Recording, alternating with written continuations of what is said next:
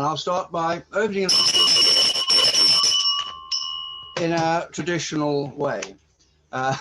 Still ringing in my ears is that noise. I'd like to welcome everybody back to this new year, 2021. We have so much to hope for from it and to hopefully look forward to. I'd like to welcome all our visitors first. Clive, could you help me with that? Do we have first-time visitors first? Yes. Yes. Can I ask the first-time visitors, people who've not joined us before, to just unmute themselves? And can I start with Rahim? Rahim, we're pleased to see you. Would you just like to introduce yourself, please? Hi there. My name is Rahim Netu. I'm from Mauritius. I've moved in the UK since 2 years ago. I was here before for studying, but I had to come here. I was an interactor before, a Rotaractor as well, and I was a Rotarian from the Rotary Club of Eben in Mauritius. I've chaired different posts. I've been secretary, and I'm a past president as well from my former club as well. We've worked together, fundraising. I've done master of ceremony. I'm well adversed because my dad was a Rotarian before as well, so I'm well versed in the Rotarian family. And when I came back to the UK, I was missing this Rotarian family and fellowship. This is why I wanted to join another Rotary club. So this is me. Good to see you, Rahim. I'm looking on the screen. I can't see anybody waving at me on this screen. I look at this one. No.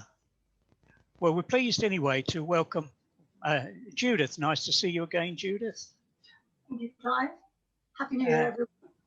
And Vijay, well, good to see you again, Vijay. Happy New Year, everybody. Nice to see you all. Good. Chris Compton, good to see you. And Evan Hickman. Happy New Year. Great to be here. Thanks for all you do, and finally great to be a part of a meeting here. So looking forward to the fellowship. Well done. Thanks. Good to see you. Good to see you, Evan. And David Wolf, nice to see him here again. And any other Rotarians who have been with us before, you're most welcome. And President David, with that, I think I will hand back to you. Thank you.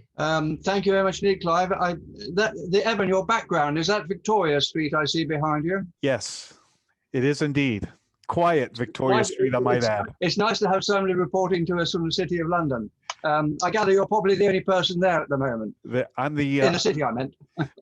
It seems like it. There's two of us in our building, typically 130 some, so it's very quiet. But schools closed, the private schools. It's a quiet street today for sure. Part of the reason for my asking, because the new perceptions of the COVID situation.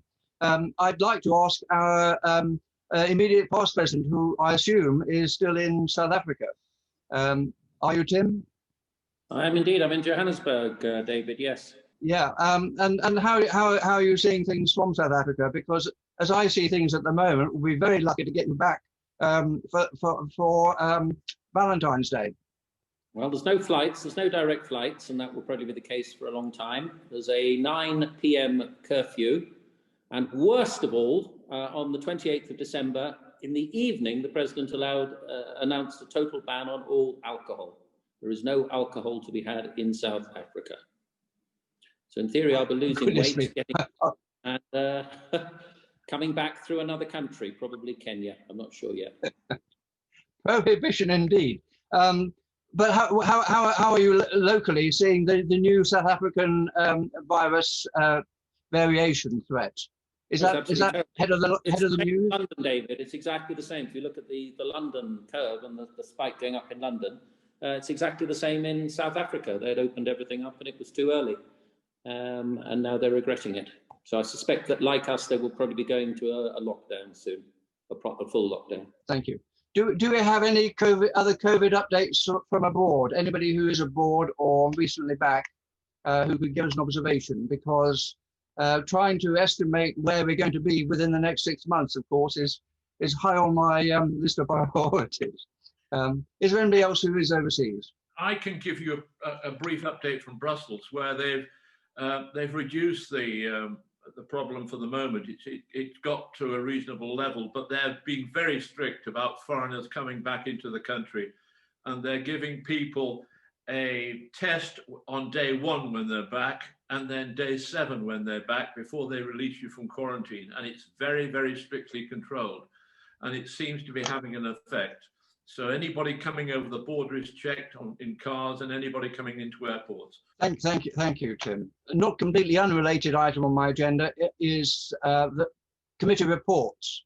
Are there any chairmen present who would like to report? Particularly, I don't suppose Isabella's with us. Is there anybody who would like to report on the Christmas party? I will myself congratulate the C&V committee and all the people involved in the event on the 14th of December, and thank them for the efforts they put in. We have a mainstay of that event, our auctioneer online, who probably would not object if there was even further money to flow in as a result of his efforts.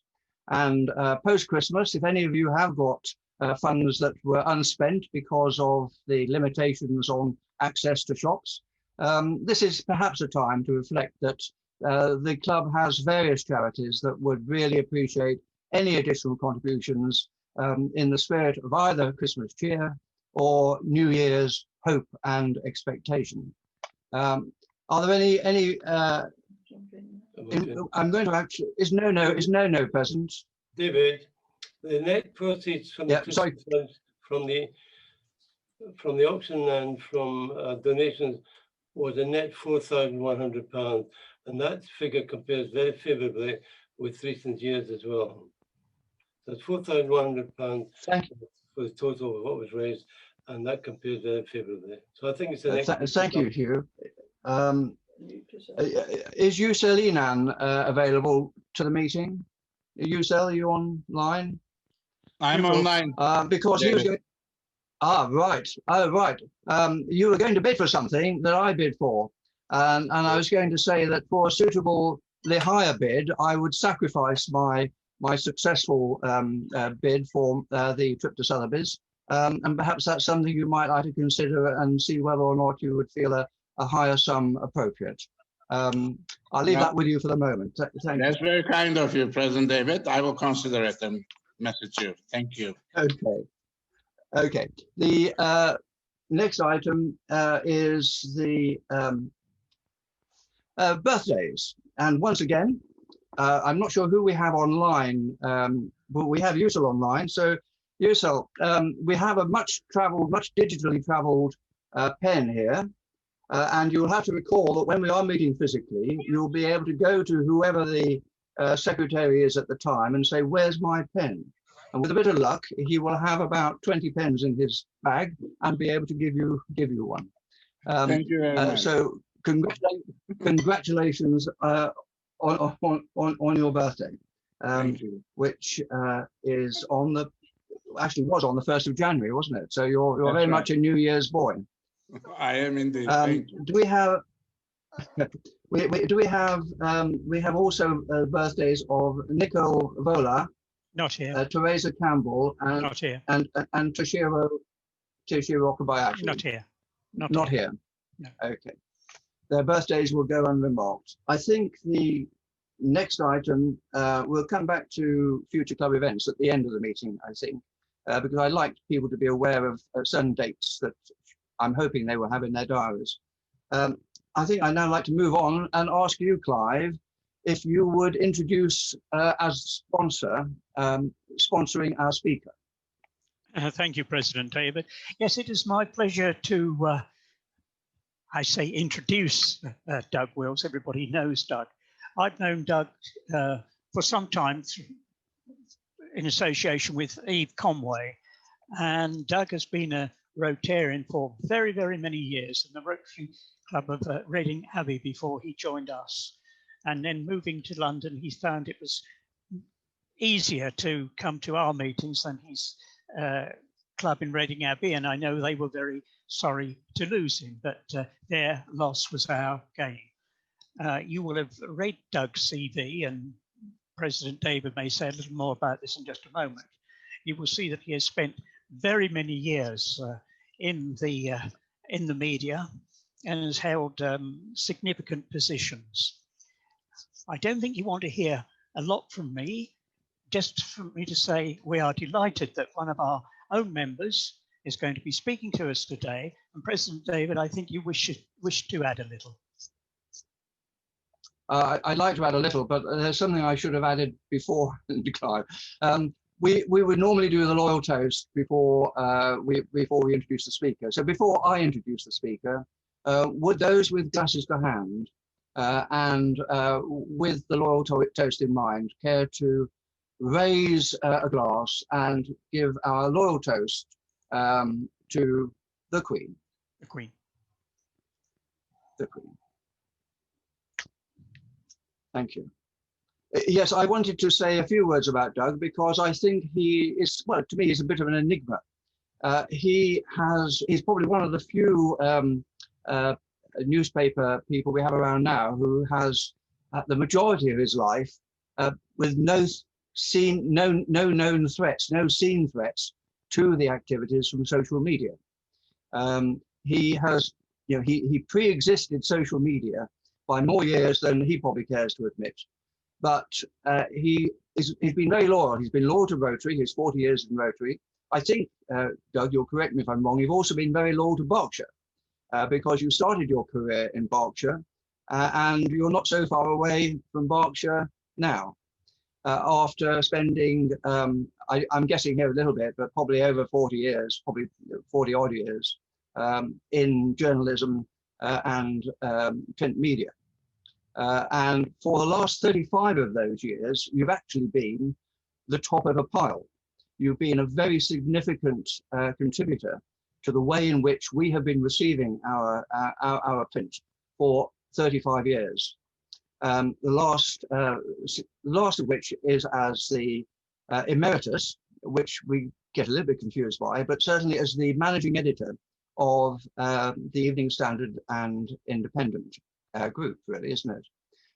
And you inherited that role from your previous role as the managing editor of a much larger group. And I get the impression that you inherited that role from your previous. No, you came from Thomson's to that, but you have been very loyal to your employers for a very long time.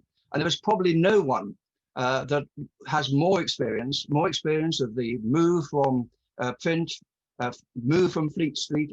I'm guessing here, but I guess you must have been very much involved in the move of the Mail from Fleet Street in 1987, which is when you took the role, to move to where we are now with digital everything. We may have hard print, but we don't have print blocks anymore. It's a completely different world, and you've guided your organizations through this with apparent equanimity. I always look at your face and I think, how can somebody who's gone through so much be so equable in all these things?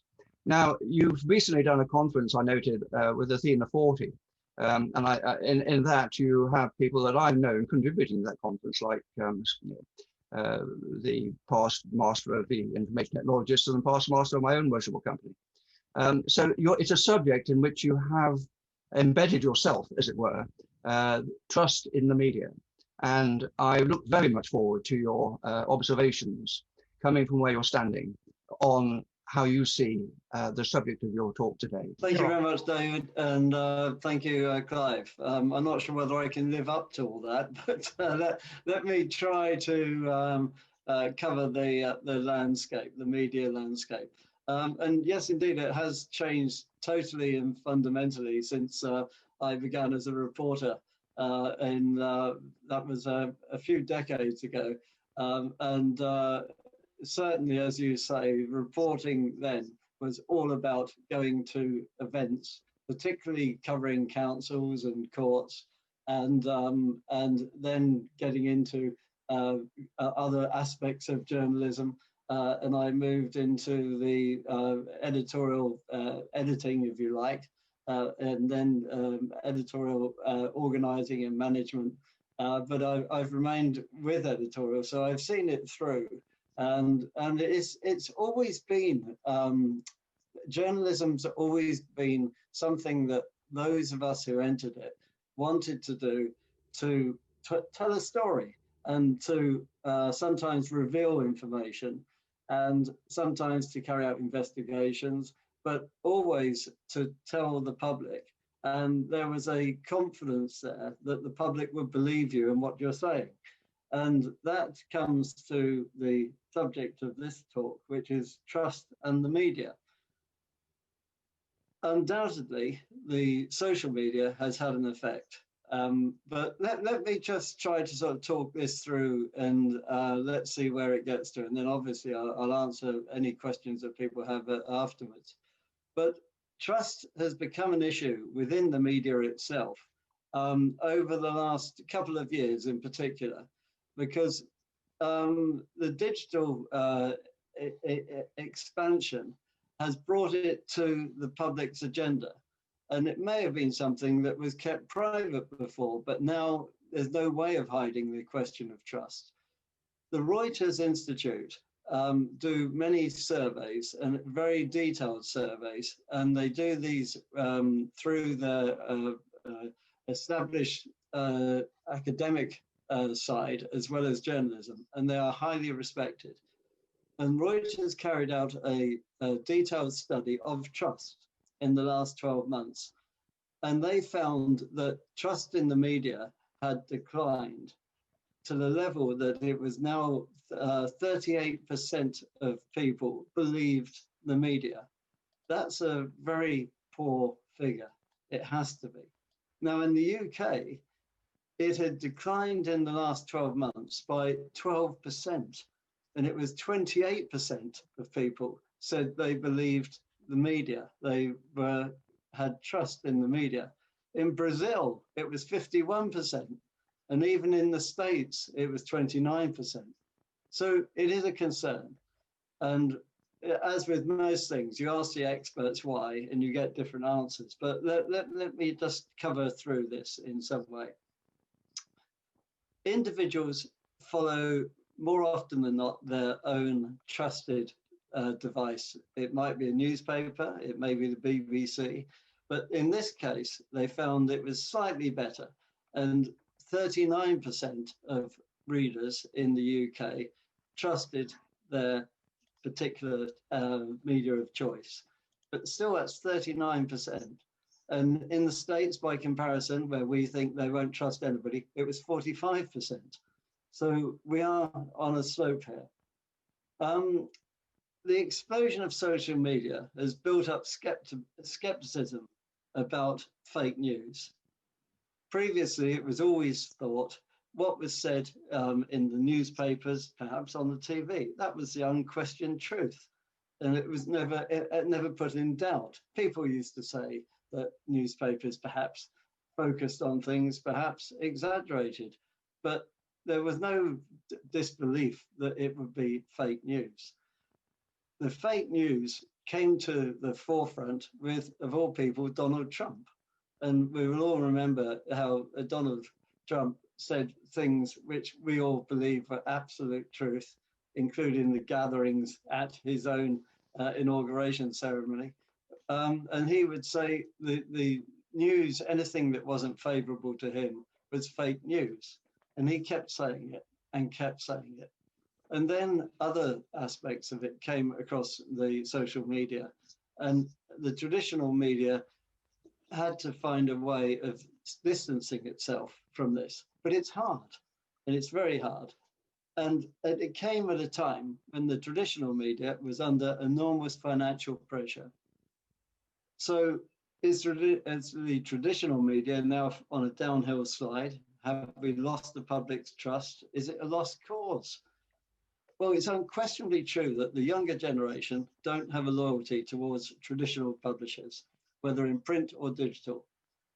And the research by Reuters showed that the under 35s spent an average of 8 minutes a week reading news sites. That's 8 minutes a week. And this was during the election. And this is of the younger generation that people believe go to the web rather than TV, print or radio.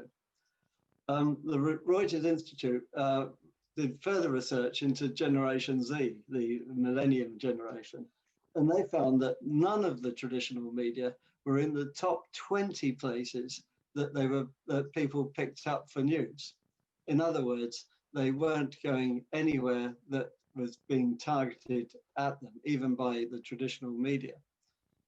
So the major publishers are now facing a double whammy of falling advertising revenue because of the COVID pandemic, and more advertising going to the tech giants of Facebook and Google, and they're losing trust. It really is a dilemma, and it's a worry. So how do we go about changing it? Well, Alan Rusbridger, who edited The Guardian for 20 years until 4 years ago, has just written a book. It's being published now. And he says it's something that we've just got to get to grips with. And to quote Alan Rusbridger, he says, the question of what information you can trust is all of a sudden a matter of life and death.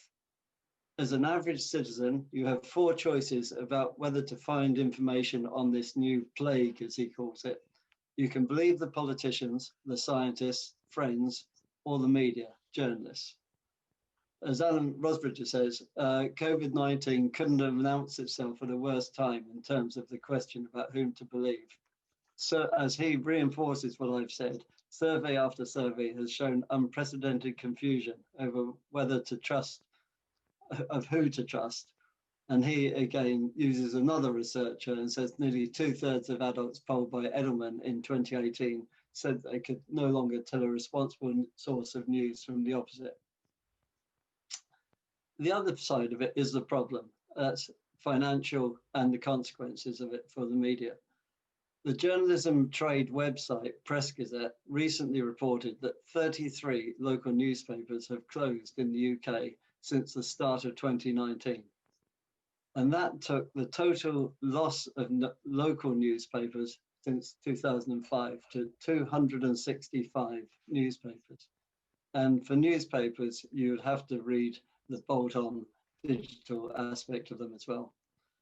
Now, the government, they're listening, and there are small changes being made to support the ground level regional journalism that's in danger of extinction. The government have introduced some direct support for reporters to cover the work of local authorities and some health boards. Now, effectively, these are called democracy reporters, and effectively their salaries are paid through the BBC, but by government taxes. But it's only about 200 or so of these reporters, and that is a drop in the ocean. We, at the Evening Standard, we took on one of these reporters as we interviewed and we appointed it, so it was independently appointed, and they are covering East London, including Tower Hamlets and Haringey. And we're happy that it's impartial, because the money comes through a medium, and we are the persons that are responsible for their deciding what work they do and for the independence of it. So we go along with that, but it's just scratching the surface. Regional publishers are not only the glue that binds local communities, they're the watchdog at holding politicians and authorities to account. Newspapers and local media closures mean that many regional councils and authorities are not being reported upon by independent, trusted publishers. The concern has grown right across society. There are, for example, no longer journalists in many criminal courts that are taking place throughout the country, and they're not being there to see justice being done or not done. Nobody is the watchdog. Now, the pressure for something to be done led to the government setting up the Cairncross Commission. This was a group of people under the commission, and some from the industry, others from various aspects of Walker society. And a number of actions are being planned and are being introduced. And some of these are for further monies to be made available for training and reporting on community news. Now, the tech giants are also under pressure to share some of the wealth with the media organizations that are providing them with the news that's driving their traffic, because most of the organizations don't have a news staff. They take their material from the traditional journalists on the traditional publishers. Now, the government is intervening and there are moves to make this happen. But then the question is, should we, the publishers, take the money from the government or the tech giants to keep quality journalism? And this endangers trust in the traditional media. So it could be a catch-22. But even if there is skepticism, and the social media will enlarge this skepticism, something has to be done. I recently held a forum, the one that David referred to, with leading journalists discussing the media landscape. And the panelists including campaigning journalist Heather Brooke, she was instrumental in exposing the MP's expenses scandal. Now, even Heather felt it had come to a situation that something had to be done to maintain traditional journalism. And this will allow publishers to continue to employ experienced journalists who will in turn ensure readers trusted the media. It's not an easy problem and there's not an obvious solution. But one of the things that Heather was suggesting was that the public needed to be educated in social media. How to do a reality check if something comes up from a site, from an individual, to do a reality check, to be their own news editor. And this could be done through education, starting through schools, but as a wider education. Now, somebody else on the panel was Peter Kellner. Now, Peter, many of you will have heard, he actually helped found YouGov and is an analyst as well, and somebody who writes of the media. Now, Peter felt that one of the issues here was a question of the social media hiding behind anonymity, and believed that there would need to be government restrictions tied in with the payments to taxations to enforce all platforms not to allow people to hide behind the anonymity. And we've all heard of the effects that some of this can have on individuals. And that was something which might be a way of forcing through the professionalism, experience, trust. But there's no one simple answer. And if newspapers supported this action, and that's the action of the government to force this to happen, would that in turn take the impartial aspect of newspapers away? But there isn't a simple answer, as I keep saying. Now, if we are to get trust, the politicians have to play a part of that. Now, we saw what happened to Trump, and now this is rather hopeful in my book, that Peter Kellner's remarks at this says, well, yes, but Trump lost. So he actually was talking to the public direct. He was not being judged upon, was not being commented upon by an independent press, as far as many of those listening to him on Twitter were concerned. But he didn't win the day. So maybe there's some hope in that. Now, will Joe Biden go direct to the American public via Twitter like Donald Trump? Will politicians in Britain do the same? Boris has been accused of actually doing this and appointing somebody who will be his mouthpiece. But if you can't trust the politicians, who can you trust? Always, let's come down to the fact that if you have an experienced journalist and the experienced journalist is saying something that proves to be true, then that will be the bottom line. And we have to hope that in British journalism, newspapers, online, BBC, that the judgment will be those of the public. It used to be that every day when somebody bought a newspaper, that would be proof that they believed, by and large, what they're reading. They were entertained, they were informed. Digitally, the same applies. There are figures, stats, people go back to it, but you have to win that trust. And it's not an easy dilemma that we're in, but it's not a new one. And back to the beginning, when I started as a journalist, people were saying that local TV was going to kill off newspapers. Local radio is going to kill off newspapers. And then they said the internet would kill off traditional publishing. So I have to trust that the reader, the public, will have the judgment to follow the lead. And if we can live up to providing that trust, providing that information, we will win in the end. But it's a long game. I'm very happy to answer any questions that you may have. Thank you. Thank you very much indeed, Doug. I'd like to ask a question actually, which is how long have we got to sort it before there is no newsprint left? I mean, presumably the time frame is ever reducing, but I won't ask that question. Perhaps you'll comment when you get the opportunity. I'll ask Clive if he will actually take over and identify the people to ask the questions in which order. Clive. Thank you, President David. If you wish to ask a question, can you please unmute yourself? Fellow journalist, if I may. Eve, would you like to ask a question, please? Yes, thanks very much, Doug, for that excellent presentation. And thanks, Clive, for getting me first in the questions. And I am a fellow journalist, started off like Doug in local newspapers. So, you know, had that background of a solid journalistic background, you know, going and knocking on doors and court reporting and everything.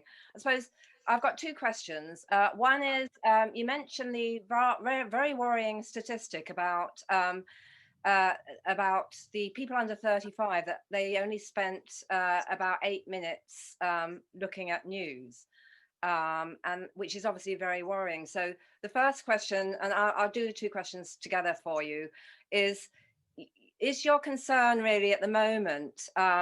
We are in a dreadful situation with the pandemic. There is a lot of misinformation. There's a lot of people who aren't actually following the government guidelines. Is the problem that many people don't actually watch the news and do have no clue about what they should be doing? That's one question. The other one is that we talk about trusted media, and Greg Dyke gave us a present, or he was doing a presentation at a Media Society event recently, and he spoke about the BBC. And actually, you know, as somebody who's spent 20 years at the BBC, in fact over that, you know, I think we are a very valuable source and a trusted source of information. And he was talking about the amount of people that have turned to the BBC now during the pandemic, and the dreadful threat that the BBC is under from this government, who want to really turn us into a fox, you know, the situation here into America, where you've got satellite companies like Sky charging immense amounts of money for people to actually have a service and you know, watch anything really. So there's two questions there. Is first of all about people not really knowing what's going on because they're not actually reading anything in the news or watching the news. And the second one is about the threat to the BBC and whether we're going to end up with America with a host of biased news organizations. So those are the two questions. Yeah. Yes, good questions both. And the fact of people not listening to or listening to traditional media is a worry. And this goes back to the Heather Brooks point of actually it could be an educational aspect. Remember, going back to schools and the all-important education and there were lessons in democracy and lessons in tech and lessons in media. Now, part of that media is now much wider than wanting to be a journalist. Media is now a fundamental part. It's one of the three fundamentals, and as well as arithmetic, media is fundamental, and it might go back to that level to actually a training exercise and it's an important one. Yes, the media has to be entertaining in order to get people's interest. So that's a responsibility on all of us in the media to actually make it entertaining, make it that people want to go there for information. And then there's the government. And you may remember that the Conservative government under Boris didn't like the way they were being reported by the Today programme. So they banned all government ministers going on the Today programme. No, that's not responsible. So it's not one set that it has to do this. It's a wider set. Yeah, the COVID has, maybe it's a bonus in that people do feel that they need to get the information. So let's hope that they will go somewhere that is a trusted publisher. Let's hope so. Thank you. I'm going next to Brian Summers and then Anthony Newton. Thank you, Clive. Thank you, Doug, for that stunning talk. It was absolutely excellent. I personally am not worried about fake news because I think most intelligent people can identify fake news.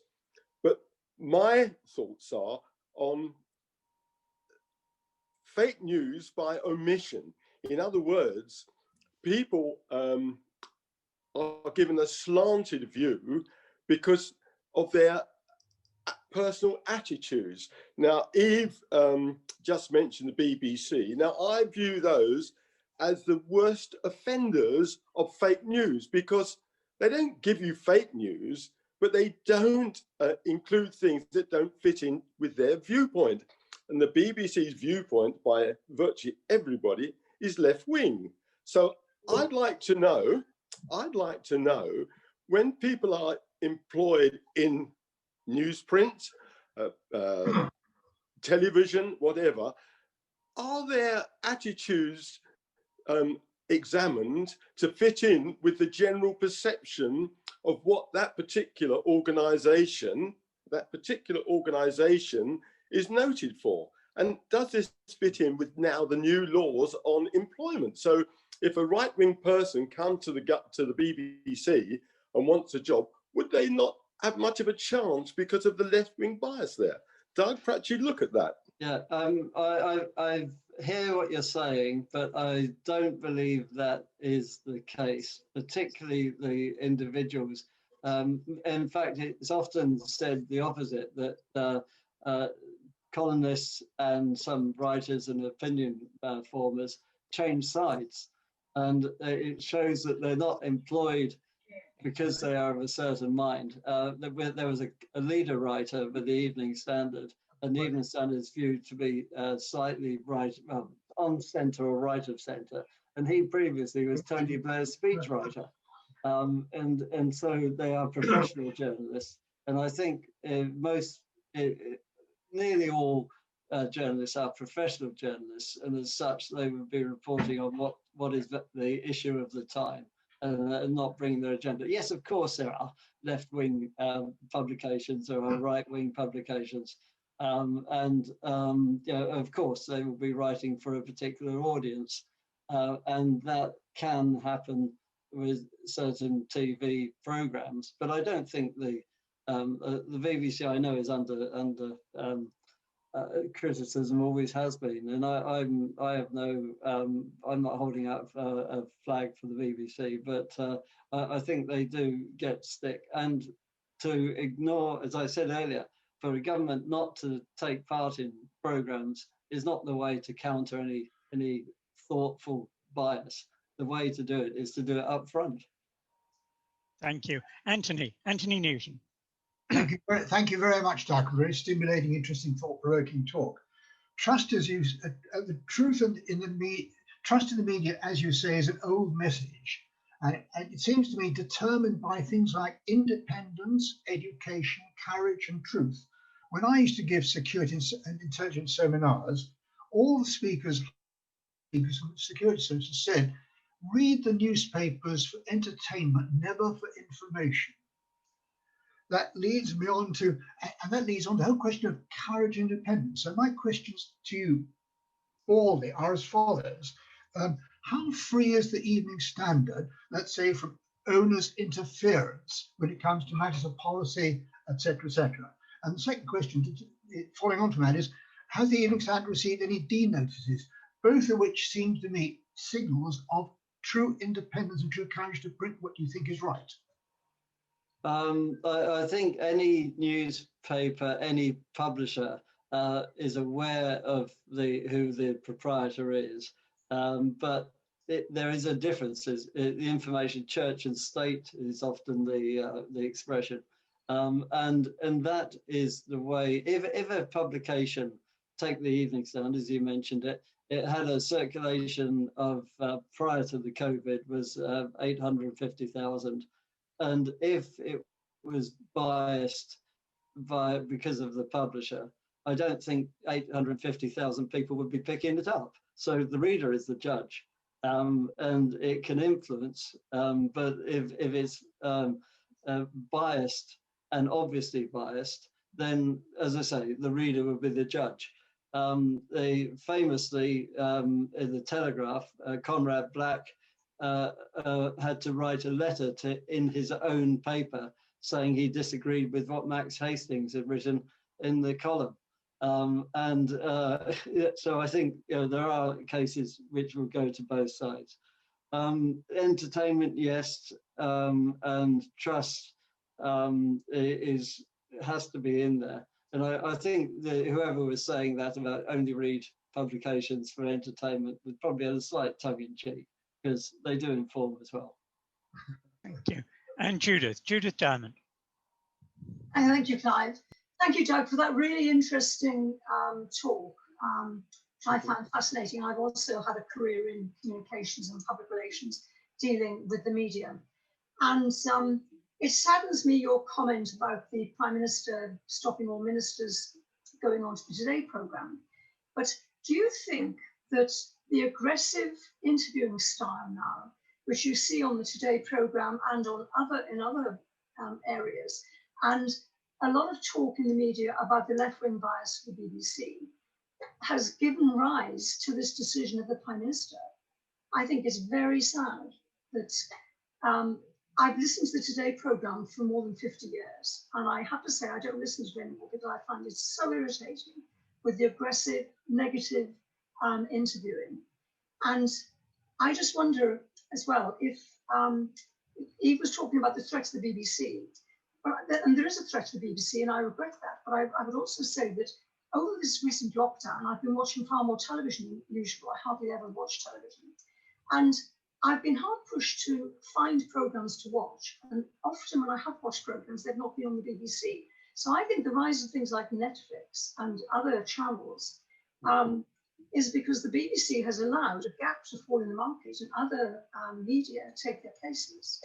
And I also think it's one reason why young people are not switching in to the media, because of the sort of aggressive, negative stance of a lot of media these days.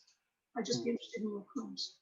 It's a thought, and I know there are a lot of people who do find it a sort of controversial, and the fact of some say not letting the speaker get his story across. But that's not a new thing. Jeremy Paxman, comes to mind from years ago, and I think before that Brian Redhead, and the Day, Rob Day. So there've always been these people, and politicians.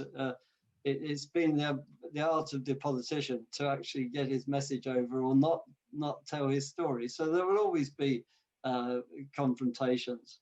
But back to what I said, though, if people feel that strongly about it, they will turn away, and I think that applies to broadcast as well as print.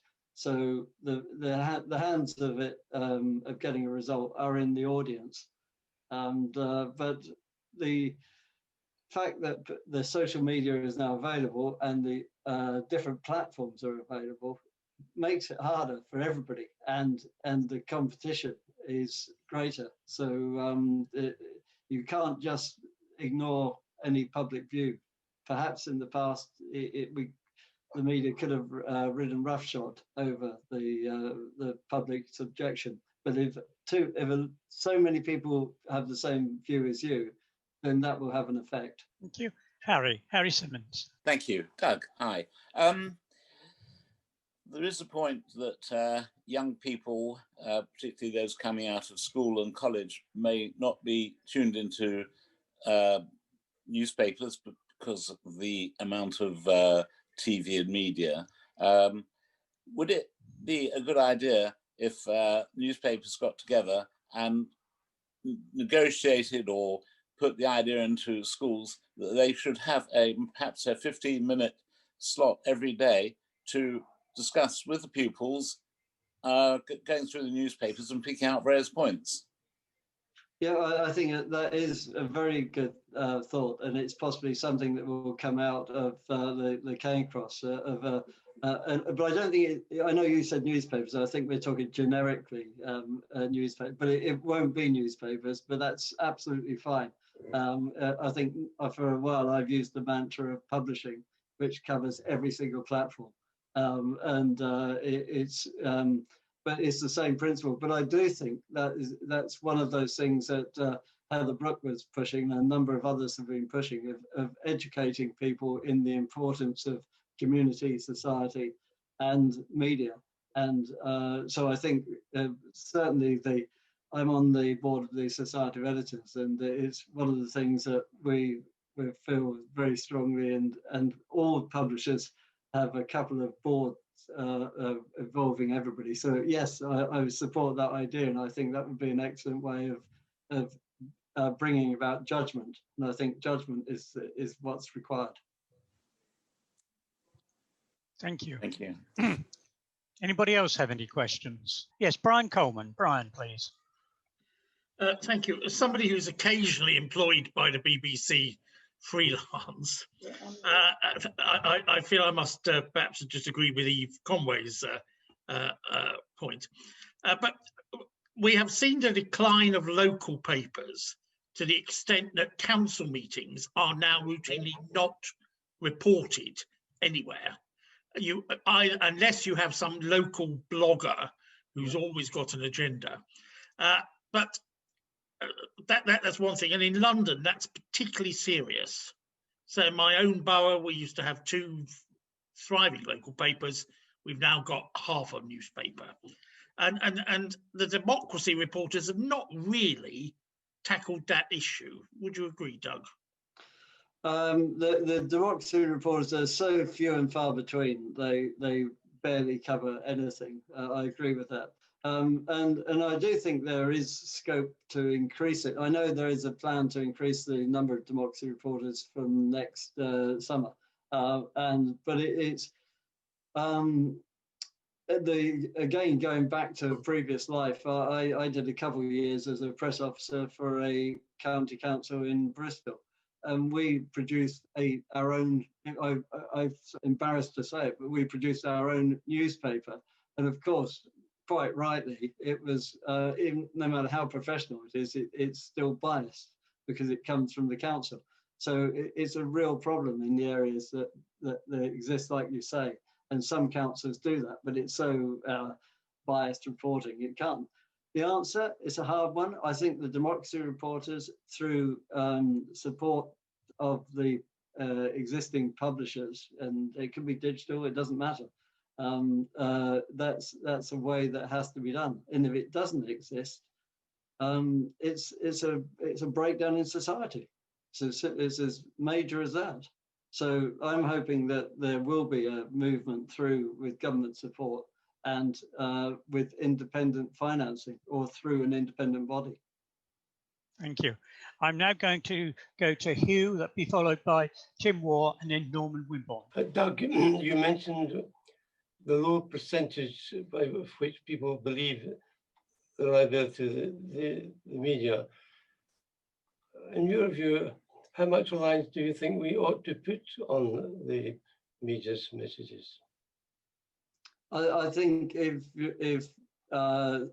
any individual is willing to look at more than one channel, and that's more than one platform, I think you should put total trust in it.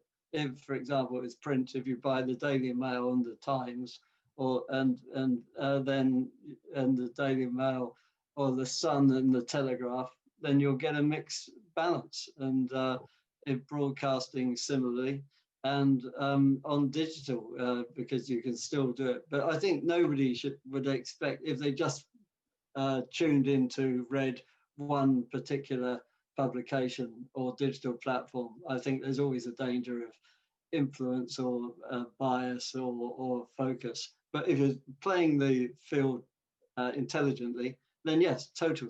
I think you should expect total trust. Yes, I agree with that. Thank you. Thank you. Tim Moore.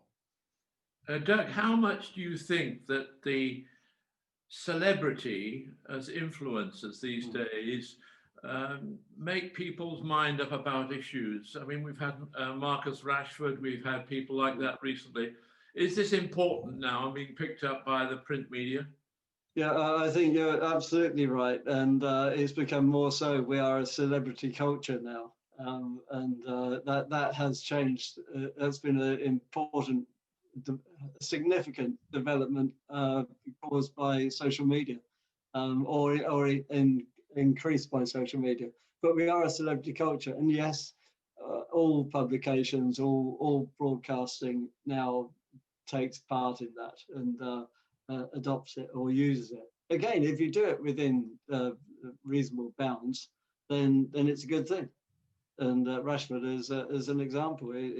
Whether you agree with him or not, he was very successful in bringing about social change. Thank you. Thank you. Norman Wimborne. I was very interested in the difference between what Brian Summers said, which I largely agreed with, until Eve Conway gave the opposite view as an insider from the BBC. Now, I don't trust the BBC anymore, but when I was a schoolboy during the war, it was like a fourth armed service. Everybody listened to the BBC. There was no television on during the war. Of course, we shut it off. But it was part of the nation. And I have gradually come away from that.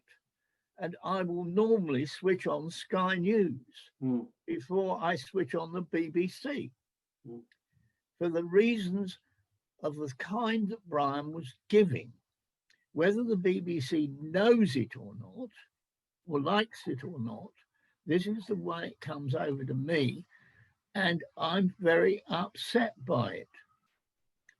And with regard to who should be followed, one of the things that I do find to be a pain in the neck, by the way, on some of the programs, even like Question Time, which I watch every week, is the, how shall I put it, clever interrupters. You get a panel of people. This was particularly so when there was a big audience. At the moment it's split up, so it's not the same. But what used to happen was that particular members of Parliament, usually Labour women, would always have their say and then interrupt everybody else. And it was not stopped by the chairperson at the time. And that I found incredibly irritating, blindingly obvious what was going on. And it is precisely this kind of thing, nothing to do with the topic at hand. It's the running of the programs that will annoy people if they're not done in a balanced way, I wish to say. Thank you.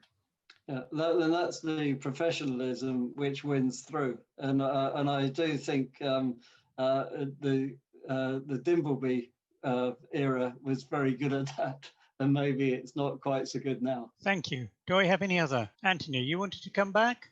Sorry, another question was thought to me. Sunday Times yesterday produced an article about the meetings between Harold Evans and Dennis Greenhill. I wonder if you had any views on that and the obviously intention of the government to try and dissuade the Sunday Times from publishing the articles about Philby. I think that you did ask about the D notice earlier, and I didn't answer. And I think it is extremely rare that there would be anything that a government would actually try to ban, other than it is of defence, a pure issue of national importance of defence. And you say, have we had denotices? No.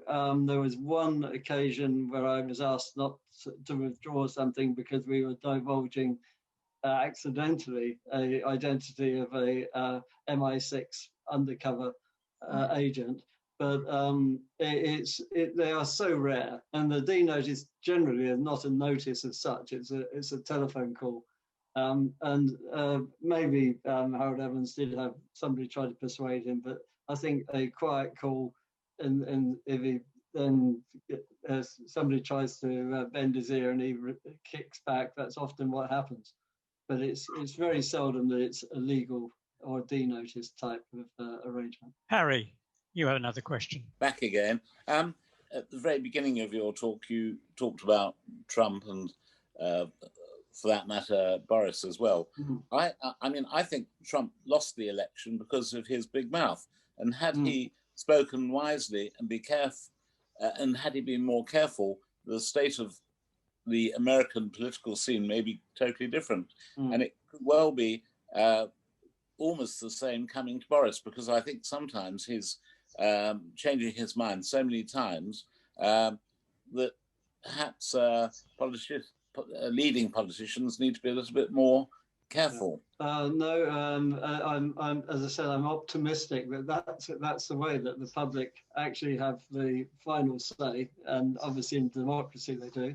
And let's hope that the public, will continue to, if they are being preached that, will look for others who may cut through that comment. And I'm hoping personally, professionally, that that can be some journalistic, analytical result, and it can be a positive response. Thank you.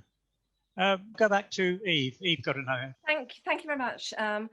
I really wanted to actually defend the BBC.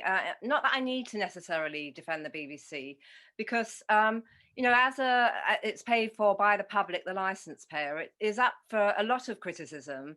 It's an easy target, really. Now, I've worked at Sky News, I've worked in the independent sector, and I've worked for the BBC. And I can say the best organisation that I have worked for, as I say, including Sky News and Reuters, is the BBC.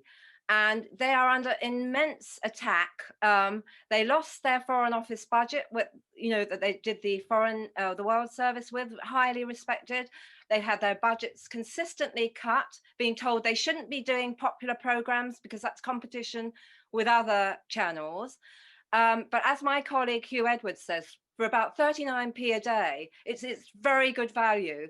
We wouldn't have had programs like Walking with Dinosaurs or our current ones that David Attenborough are doing, because they wouldn't be viewed as being commercially viable. Although of course David Attenborough is now commercially viable. So I think that my question to you, Doug, after that little bit of defence, is what do you think yourself the value is of the BBC, and what would we look like if we lost the BBC, really, which we are in danger of. The BBC is very much under threat, and what would happen if some of the actions that are proposed actually did go ahead and we saw a very different news media organisation?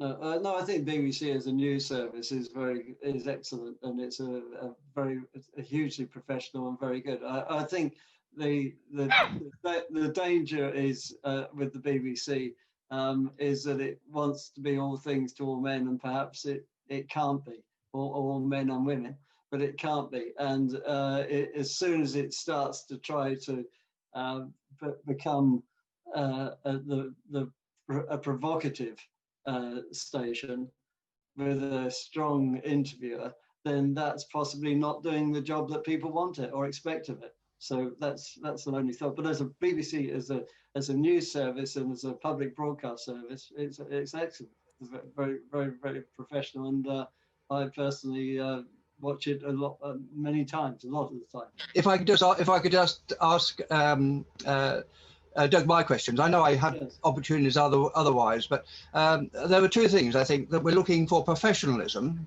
and we're looking to know who's funding the information we're receiving, because all information is funded by someone. Now, Doug's professionalism and Hugh Edwards' professional and so on comes from being a cub reporter on the Berkshire Chronicle or something. You know, every journalist starts somewhere learning an apprenticeship as to how to extract information and how to project information. And that, I would think, is in danger of being lost. You'll have bloggers who come in from nowhere and probably go nowhere, but they have a point of view. The point about the BBC is that it is funded by us, and we know who's paying for it. And either we're happy with that or we're not. And really, in a sense, it's the BBC's responsibility to make sure we are happy. The alternative is for them to become a paid organisation by outside advertisers and so on. Every paper, every journal has subscribers, in the old days anyway, on advertisers. The news, the Standard currently has no subscribers. They only have advertisers. So in a sense, you have to balance your advertisers to enable to support your professionalism. I mean, how can this work if you have no cub reporters, no apprenticeship reporting and so on, and everything has to be a biased funding mechanism? How do you balance these? Papers, first of all, print papers always have had that balance, always. Even 100 years ago, a newspaper, the advertising still paid for most of the costs. Subscription, as in paying a cover price, only covered some of the costs. So in advertisers, you have to work on the basis, and there are absolutely church and state rules. If an advertiser takes the space, it still has to be a legal advert, it still has to be true, and the Advertising Standards Association has to approve it. And it would be wrong if the publisher turned something down because it was politically different from the publisher's view. So you can get that narrow field and it can work.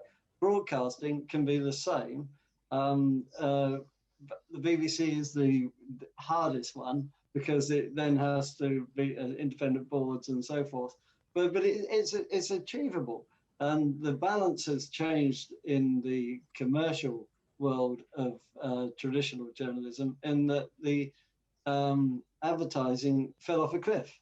And it fell off a cliff partly because of the move to the big giants of Google and the Facebook, Google, and Twitter, and it fell off a cliff. And it was unfair competition because the giants were taking the content and not paying for it, and so they were raiding the content, getting the advertising because of the viewers or readers or watchers, but not paying for it. And that's being addressed slightly now. And it's that type of thing. But so it's not an impossible solution. It's just hard to navigate. And at the moment, as I say, it's a triple whammy. And we can all hope that we come through it in one way or another. My question is, I have over time experienced that some information channels are good and I can trust them. Others over time have lost my trust. Is there any investigation that says how easy it is to recover from loss of trust of somebody?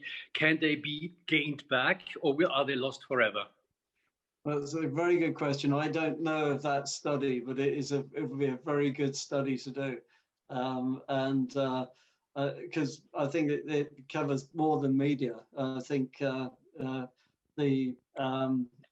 remember the jeweler who said his jewelry was crap and a multi-million-pound company collapsed. And that happens in commerce. So there's no reason to think the similar wouldn't happen in media. If you lose your credibility, it's almost impossible to regain it. Doug and Eve, yes. Eve, when I mentioned bias by omission, you will notice that Doug has been speaking to a very limited audience, and yet 3 people have defended what I've said. Not one person has defended what Eve said. And I would say to Eve, the BBC performs a wonderful, wonderful task. Attenborough organise terrific plays, presentations, but on the one area which I think the majority of people think there is an enormous left-wing balance on the news, and this should be looked at. Now, you've just defended that, and I think that's where the BBC is going wrong, and that's why the government is against them at the moment. It's a very serious situation. If I actually want genuine news about the Middle East, I don't actually look at the BBC. I go to the most awful program called Al Jazeera. Al Jazeera print the truth. They'll take both sides, even if it doesn't suit them. BBC is very, very biased in their comments and on their attitude. And people like Eve should take this into account and correct it for the benefit of keeping the BBC going. It's a wonderful channel, a wonderful program. And I hope that that message comes across, really. Yeah.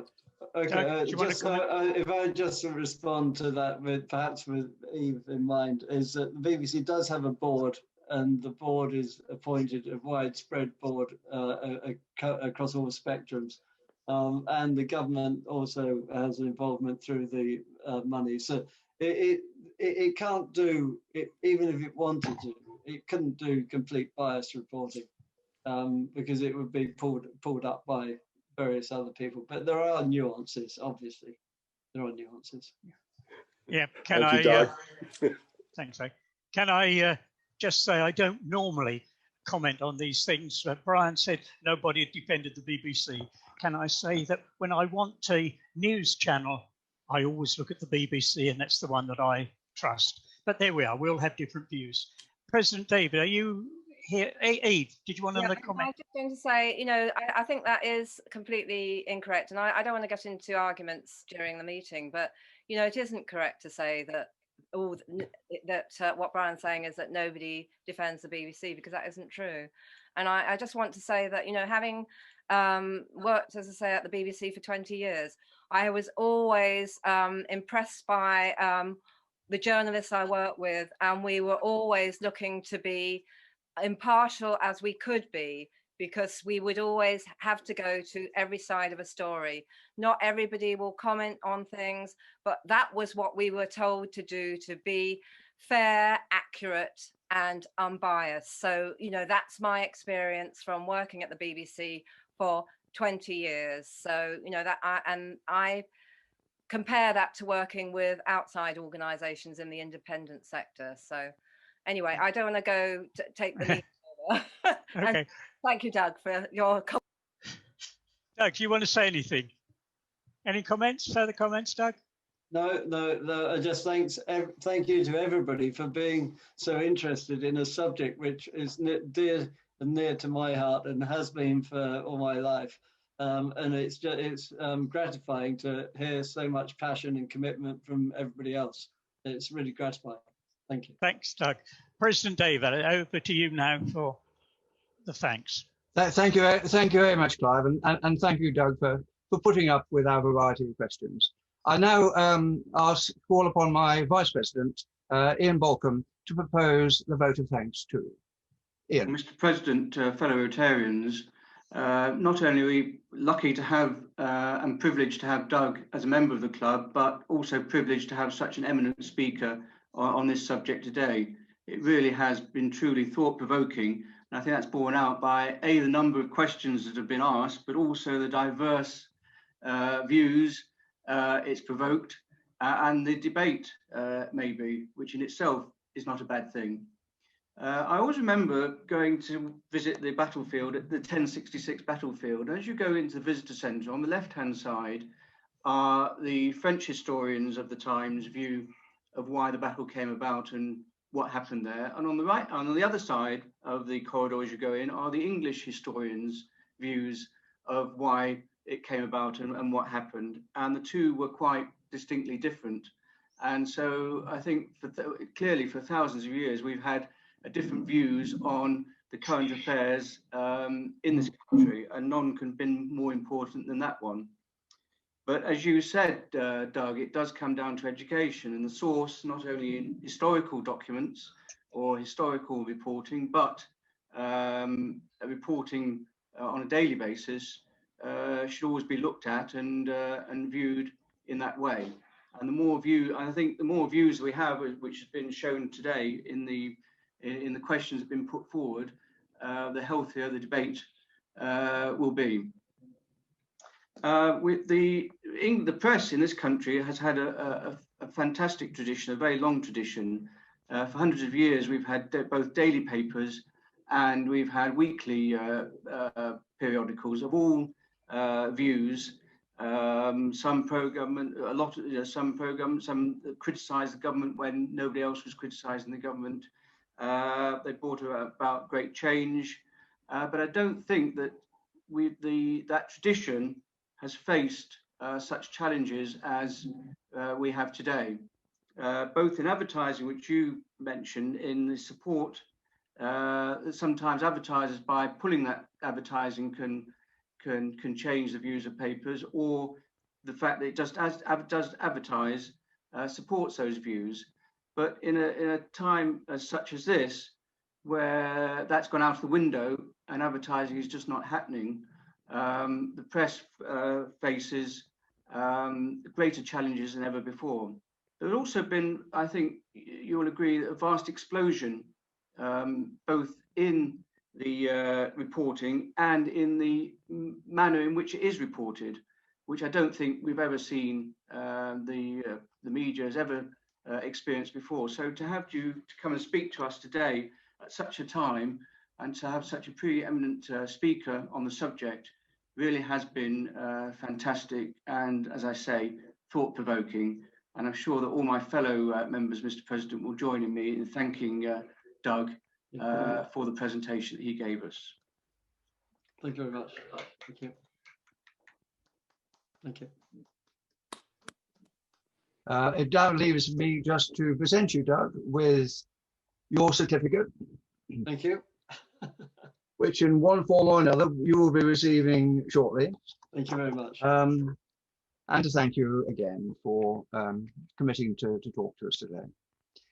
I'd now like to move on. I have a few dates to ask you. The dates are on the weekly bulletin, but Burns Night will be upon us before we know it. Now, we can't really do a Burns Night this year, but we're hoping with Hugh and Janet in the forefront to have a Burns lunch. And so if you know where to get your haggis from and have your bottle of whiskey to hand, that will be a good start. But I expect you will hear more about this in the next week or 10 days. So do try to support our Burns lunch. We have a speaker as well. I'd also like you to consider, I'm looking forward and I'm hoping to get a house party or an event in before the end of my year in June. And so I'm asking you to keep perhaps June the 26th, which is the last weekend before the end of my year, and perhaps a date by which we may be able to meet in person, available for a Rotary activity. And before that, I'm hoping also to be able to do something roundabout for the Duke of Edinburgh's award scheme, round about the second week in June. And so June the 10th currently is a particular birth date. But around that period, I'm hoping that we will have a function to support our charitable contributions and interest in the Duke of Edinburgh's award scheme. So those are two dates, and Burns Night. Thank you for that. The final toast. So I'll ask you once again to find your vessels with contents and toast Rotary. Rotary and peace the world over. Rotary and peace. Rotary and peace the world over. Thank you. And with the dissonance of the club bell, I close the meeting.